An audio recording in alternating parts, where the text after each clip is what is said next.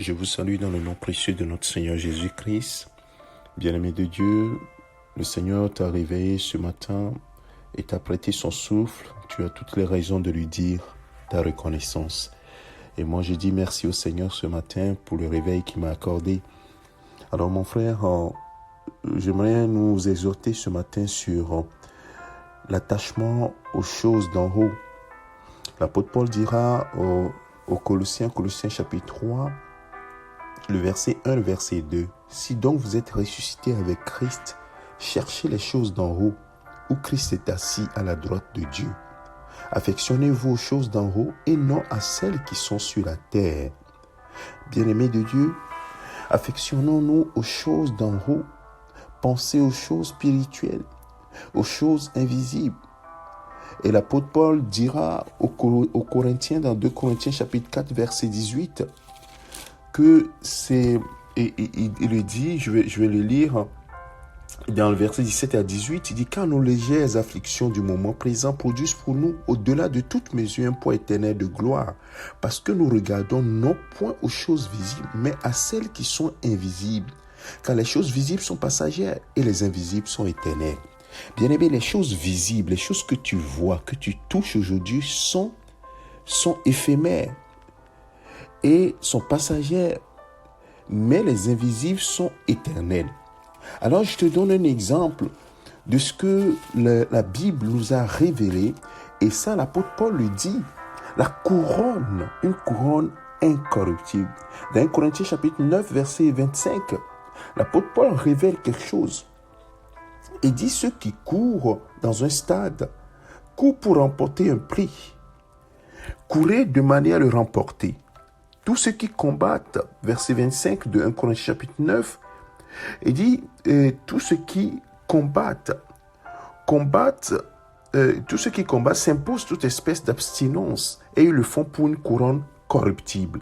Mais nous faisons-le pour une couronne incorruptible. Il y a une couronne incorruptible qui nous attend, bien-aimés. Une couronne incorruptible, c'est pour cela que ta façon de marcher doit refléter la volonté de Dieu, doit s'attacher ou bien doit chercher à faire la volonté de Dieu. Et l'apôtre Pierre va confirmer la même chose dans 1 Pierre chapitre 5 verset 4, où il dit, lorsque le souverain pasteur paraîtra, vous obtiendrez la couronne incorruptible de la gloire. Bien-aimés de Dieu, il y a une couronne qui nous attend. Nous ne le voyons pas, nous ne la voyons pas aujourd'hui, mais elle existe. C'est pour cela que nous devons nous attacher à cette réalité spirituelle, cette chose d'en haut que nous ne voyons pas, mais pour laquelle nous courons. Nous courons d'une manière à la voir. Et l'apôtre Paul espérait recevoir cette couronne de justice. Et il le dit à son fils dans la foi, Timothée, dans 2 Timothée chapitre 4, verset 7 au verset 8, où il dit clairement, j'ai combattu le bon combat, j'ai achevé la course, j'ai gardé la foi.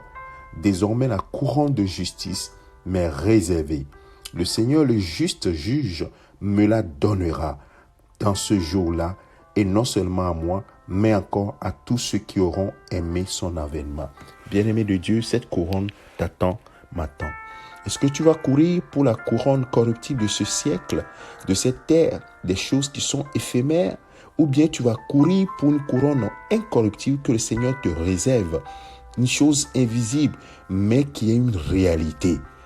Mon frère, ma soeur, alors affectionne-toi aux choses d'en haut, attache-toi à marcher comme Dieu veut.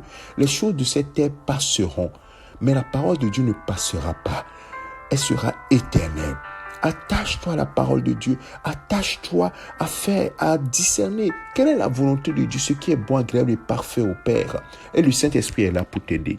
Alors, bien-aimé, tu sais ce qu'il te reste à faire. Attache-toi aux choses spirituelles, aux choses invisibles, et non à celles que tu touches sur cette terre qui sont éphémères. La couronne t'attend, elle m'attend. Courons mon frère, courons ma soeur, pour la couronne incorruptible que le Seigneur nous réserve. Que le Seigneur te bénisse. Je te souhaite une excellente journée, mon frère, ma soeur. Au nom de Jésus-Christ et ton serviteur, le pasteur Alexandre. Amen.